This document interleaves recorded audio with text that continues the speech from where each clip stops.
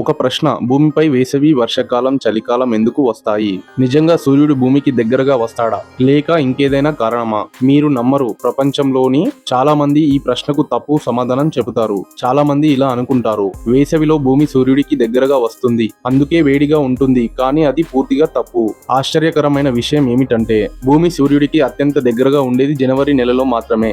అదే సమయంలో America, Europe లాంటి ఉత్తరార్ధ గోళ దేశాల్లో గడ్డకట్టే చలికాలం ఉంటుంది. మరి దగ్గరగా ఉంటే చలి ఎలా వస్తుంది? అసలు కారణం భూమి యొక్క 23.5 డిగ్రీలు వంగి ఉండే అక్షం. భూమి నిటారుగా లేదు, కొంచెం వంగి ఉంటుంది. ఈ వంగిన అక్షంతోనే భూమి సూర్యుడి చుట్టూ 365 రోజుల పాటు తిరుగుతుంది. భూమి ఉత్తర భాగం సూర్యుడి వైపు వంగినప్పుడు సూర్యకిరణాలు నేరుగా పడతాయి. రోజులు ఎక్కువసేపు ఉంటాయి, ఎక్కువ వేడి ఏర్పడుతుంది. అప్పుడు అక్కడ వేసవి వస్తుంది. అదే సమయంలో దక్షిణ భాగం సూర్యుడికి దూరంగా వంగి ఉంటుంది. అక్కడ సూర్యకాంతి తక్కువగా పడుతుంది, రోజులు తక్కువగా ఉంటాయి. చలికాలం ప్రారంభమవుతుంది. 6 నెలల తర్వాత భూమి తన కక్షలో మరోవైపుకు వెళ్తుంది. ఇప్పుడు పరిస్థితి పూర్తిగా మారిపోతుంది. దక్షిణార్ధ గోళం సూర్యుడి వైపు వంగుతుంది. అక్కడ వేసవి, ఉత్తరార్ధ గోళంలో చలికాలం. అందుకే భారతదేశంలో ఎండలు మండుతున్నప్పుడు ఆస్ట్రేలియాలో చలి ఉంటుంది.